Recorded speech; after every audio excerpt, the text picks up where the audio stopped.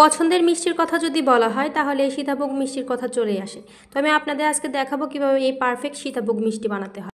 তো ভিডিওটা শুরু করার আগে কিছু কথা বলে নেই। আপনি যদি আমার চ্যানেলে নতুন দর্শক হয়ে থাকেন তাহলে আমার চ্যানেলটাকে সাবস্ক্রাইব করে দিবেন এবং পাশে থাকা বেল আইকনে চাপ দিয়ে দিবেন, যাতে করে নতুন নতুন ভিডিও আপলোড করার সাথে সাথে আপনি নোটিফিকেশন পেয়ে যান এবং ভিডিও দেখতে পারেন সকলের আগে।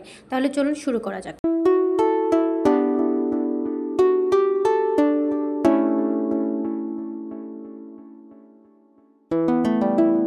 তো হ্যালো এভরিওয়ান, আসসালামু আলাইকুম। সকলে কেমন আছেন? আশা করি সকলে ভালো আছেন। আলহামদুলিল্লাহ আমি অনেক ভালো আছি।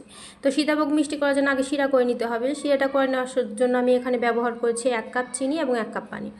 আর এক্ষেত্রে তারপরে দিয়ে দিয়েছি একটা এলাচ ফাটিয়ে শিরাটা নামিয়ে রেখে এখানে আমি দুধ গরম করতে দেবো। দুধটা আমি এখানে দিয়েছি 2 কাপ। আপনারা চাইলে এখানে গুঁড়ো দুধের পরিবর্তে গুঁড়ো দুধটা গুলিয়ে সেটা ব্যবহার করতে পারেন। দুধটা যখন বলক চলে আসবে তখন এর মধ্যে আমি দিয়ে দেবো 1 কাপ সুজি, মানে হচ্ছে 2 কাপ দুধের ক্ষেত্রে 1 কাপ সুজি দিবেন। এতে করে একেবারে পারফেক্ট একটা ডো হবে। তো এটা ওভেনে অনিবার্য নাড়তে থাকবেন, না হলে দেখা যাবে দলা পেকে যাবে এবং নিচে লেগে যাবে। এই ক্ষেত্রে যদি একটু নাড়াচাড়া এদিক সেদিক হয়, দলা পেকে গেলে সুজিটা যখন করবেন, যখন লেগে যাবে তখন এই সুজিটা মানে ডোটা ভালো হবে না আর কি।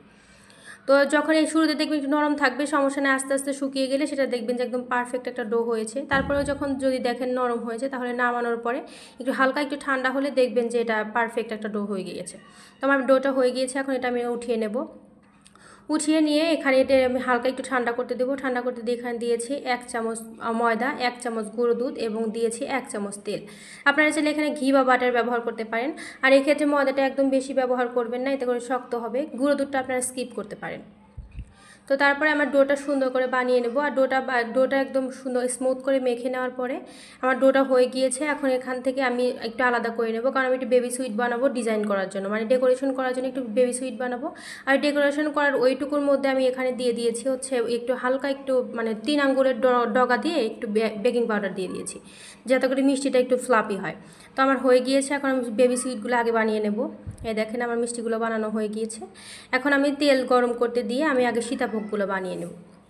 সীতাভোগ বানানোর ক্ষেত্রে এখানে আপনার যে সিরিঞ্জ আছে, যেটা ওই যে ইনজেকশন যায় যে সিরিঞ্জ, ওই সিরিঞ্জটা আপনারা ব্যবহার করতে পারেন, কিন্তু ওটাতে একটু সময় লাগে।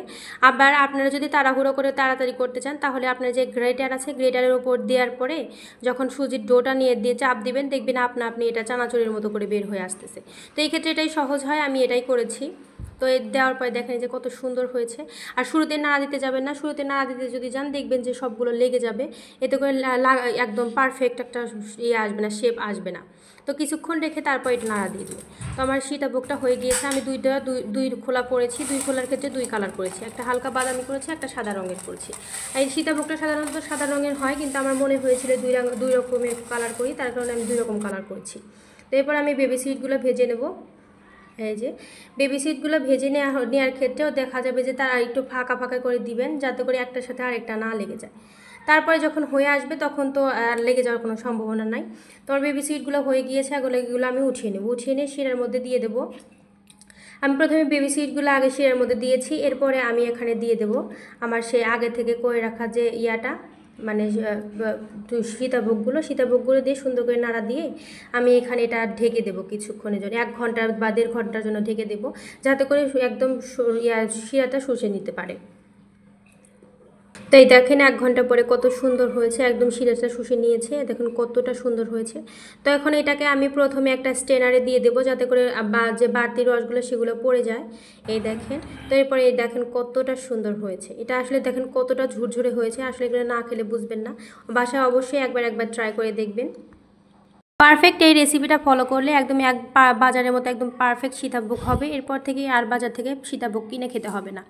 আমার ভিডিওটা যদি আপনাদের ভালো লেগে থাকে তাহলে একটা লাইক করবেন এবং কমেন্ট করে আপনাদের মূল্যবান মতামত জানাবেন।